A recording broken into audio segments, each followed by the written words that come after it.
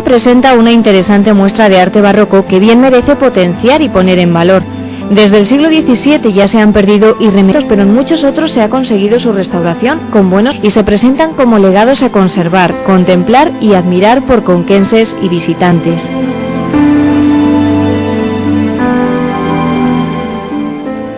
Cuenca ofrece un compuesto heterogéneo donde conviven en armoniosa disonancia las reliquias arquitectónicas y mobiliarias de quienes la han habitado durante milenios. En Cuenca se encuentra uno de los centros históricos más lacerados en su patrimonio que pueda encontrarse. No solo han desaparecido docenas de iglesias, conventos y edificios civiles, sino que, a excepción de la catedral, ninguno de los templos supervivientes ha preservado rastro alguno de su mobiliario artístico original, frecuentemente espléndido.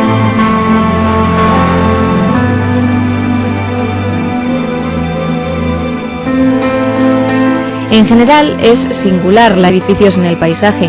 El Hospital de Santiago coronando su colina, San Antón enmarcado por la arboleda del Júcar, la ermita de la Virgen de las Angustias y el antiguo convento de franciscanos descalzos en su bellísimo yeraje natural y tantos ejemplos más que pudieran citarse.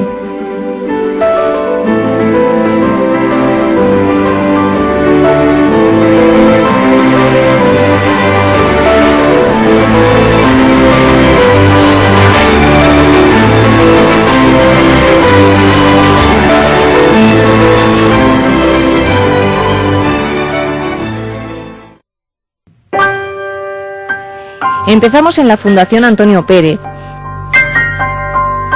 La estrechez del solar sobre el que fue construido en el primer tercio del siglo XVII, afectado además por una profunda hendidura en el terreno rocoso, forzó al arquitecto a abrir los cimientos de la iglesia y del claustro a gran profundidad con respecto a la calle de acceso.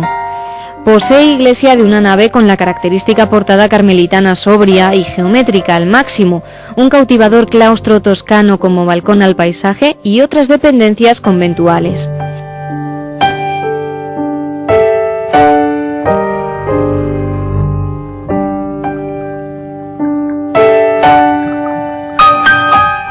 De la Fundación Antonio Pérez nos trasladamos a la iglesia de San Pedro.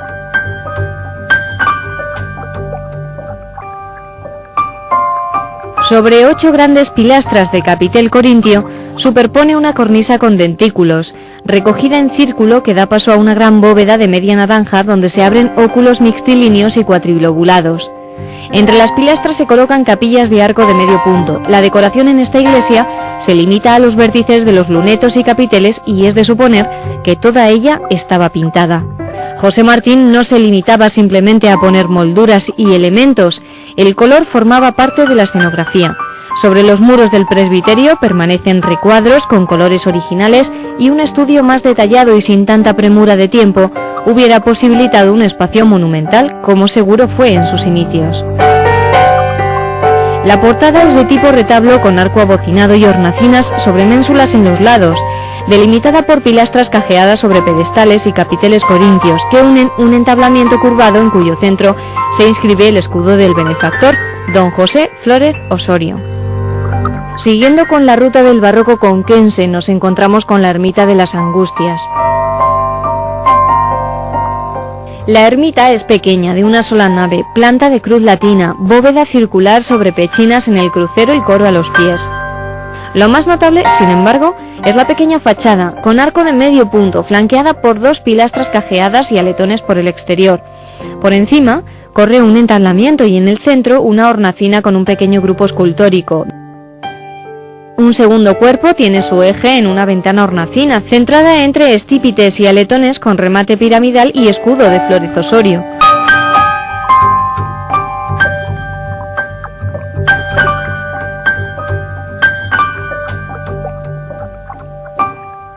De la ermita de las Angustias nos trasladamos a Las Petras.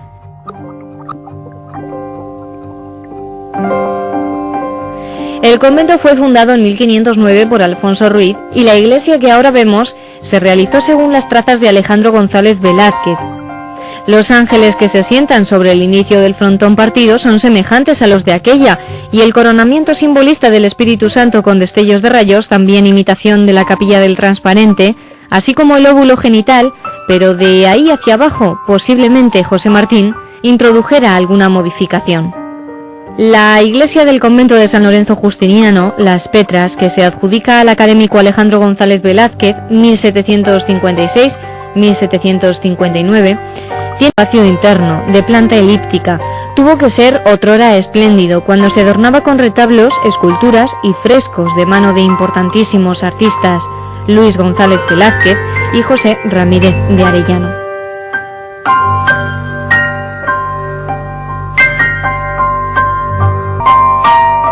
Siguiendo hacia la Plaza Mayor nos encontramos uno de los puntos más importantes del barroco en Cuenca, la catedral.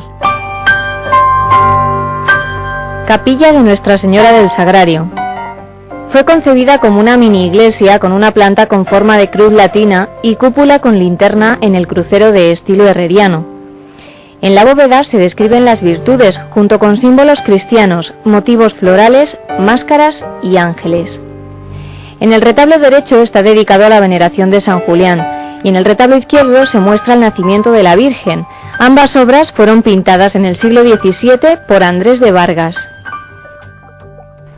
La capilla mayor. Situada en la nave central y enfrente del coro, cerrada por 3 rejas, se aprecia la perfecta armonía entre la tupida y esbelta fila de los barrotes góticos con el gusto renacentista en los candelabros, frisos y sobre todo en la finísima labor de repujado de la gran crestería que remata en el Calvario, rodeado de ángeles, pájaros y flores. Capilla de San Julián. Situada en el centro del trasaltar mayor, esta obra, conocida como el Transparente, está inspirada en la que existe en la Catedral de Toledo. En su parte superior vemos varias esculturas que representan a las virtudes teologales, destacando la de la Caridad, sobre el frontón partido de la derecha.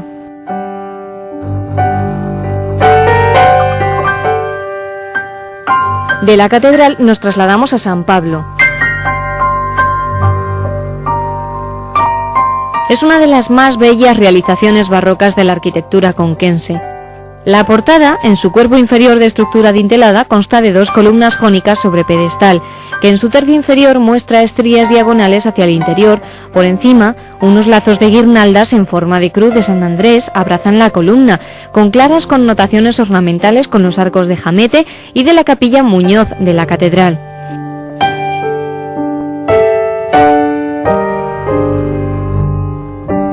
Volviendo a la Plaza Mayor nos encontramos con la fachada del Ayuntamiento de Cuenca.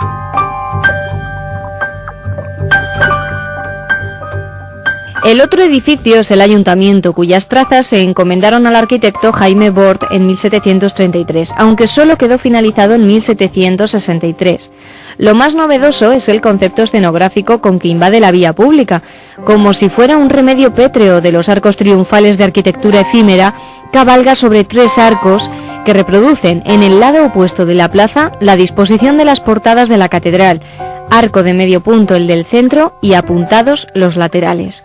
La fachada principal, de sillería, es la más noble de la arquitectura civil conquense.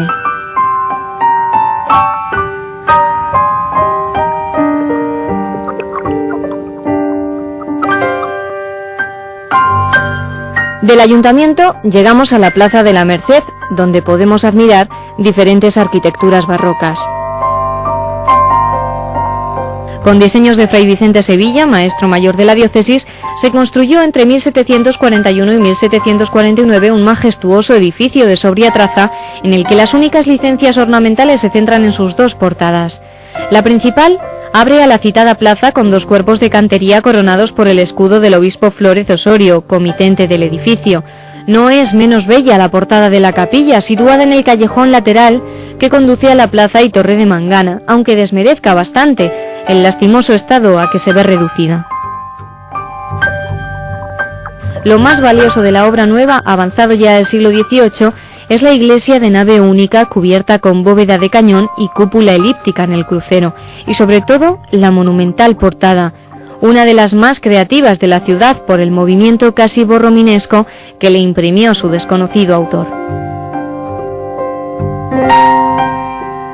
Bajando por la calle Alfonso VIII nos encontramos la Casa del Corregidor. Es una edificación de 3 pisos en la fachada y 7 en su parte posterior, conformando los 2 bajos traseros las celdas de la cárcel, cuyos muros son sobrios con pequeños vanos enrejados. La fachada principal también es austera. La puerta de entrada es de estructura dintelada enmarcada por un grueso baquetón que se quiebra en su mitad para insertar una moldura, repitiendo el mismo elemento en el centro del dintel. Cerca de la casa del corregidor está ubicada la iglesia de San Felipe Neri.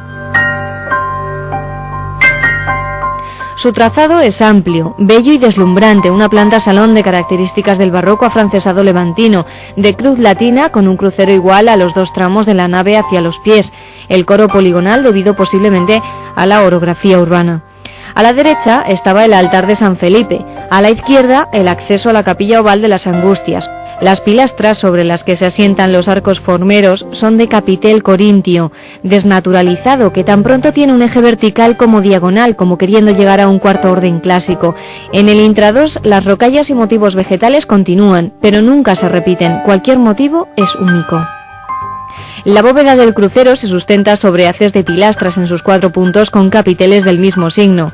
Al centro una pequeña linterna y los 4 evangelistas en los vértices, incrustados en 4 medallones, cornucopias, curvas, contracurvas y rayos que enlazan radialmente. La capilla elíptica de las Angustias, aunque mantiene el ritmo arquitectónico de la iglesia, no lo hace en el ornamental. Los capiteles corintios abstraídos, arquitrabe serpenteante y bóveda pintada en lienzo sobre bastidor forma un ejemplar maravilloso. Al frente, 2 grandes medallones de signo mariano con cornucopias y motivos chinescos. Sobre el arquitrabe unos angelotes afirman los capiteles con espejos. Debajo de la iglesia está situada la cripta. La portada, realmente espectacular, está compuesta de un arco de medio punto entre pilastras acanaladas y capiteles corintios. En las enjutas 2 cabezas de angelotes con rocallas, sobre el entablamiento una ventana hornacina en arco mixtilíneo flanqueada por pilastras, pináculos y alerones.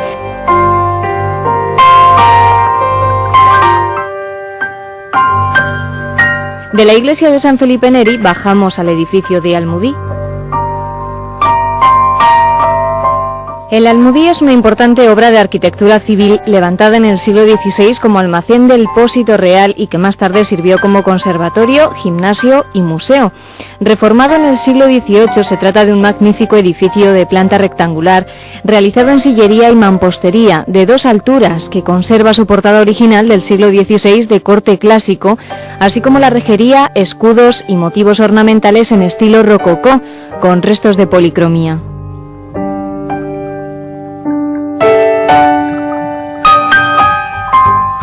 Del edificio de Almudí nos trasladamos a las concepcionistas franciscanas. El convento de monjas de la Concepción Francisca se construyó extramuros frente a la Puerta de Valencia, en la margen izquierda del río Huécar en 1501. Esta portada del siglo XVI, obra de Pedro de Albiz entre 1535 y 1543, es de medio punto entre pilastras cajeadas, coronada por un frontón triangular con imagen de la Virgen y en el vértice una calavera. Sobre todo esto, un gran óculo de la firma de José Martín. Consta el templo de atrio, nave y presbiterio. La planta está concebida de forma elíptica, con el atrio a la entrada sobre el que está el coro apoyado sobre pequeñas pilastras de capitel península, como el utilizado en las Petras, y una aparente bovería, pero tan solo adopta esa forma por los lunetos. La composición espacial comienza a ser italianizante, con pilastras de capitel compuesto en el espacio elíptico. En el espacio central, en los muros, conforman 2 nichos capilla. La cúpula es ochavada con lunetos y óculos en los laterales. Las cabezas de angelotes rompen vértices y esconden terminales de fajas.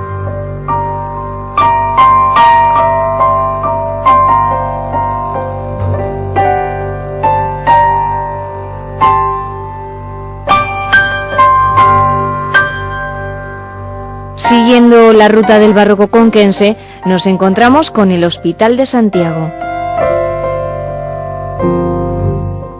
Es una de las instituciones más antiguas. En principio, y por su situación en un cerro, no aportaba grandes posibilidades a no ser desmontando y explanando para una fachada principal, por ser una capilla de recinto hospitalario, siendo la principal prioridad la fachada del hospital. Pero José Martín lo resolvió de una manera espectacular. Su planta es típica de este arquitecto, una corta nave cubierta por una cúpula de media naranja ochavada que descansa sobre una corrida cornisa que, en lugar de finalizar, se enrosca sobre sí misma a partir de una cabeza de angelote, proponiendo una vuelta atrás. La entrada se encuentra en un lateral del inicio de la nave, bajo el coro que se encuentra a los pies.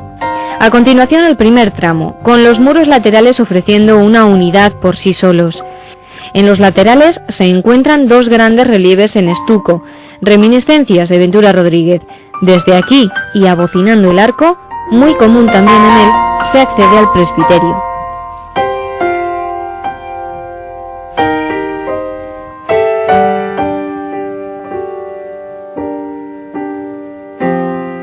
Del Hospital de Santiago llegamos a nuestro destino final de la ruta del barroco conquense, la iglesia de la Virgen de la Luz.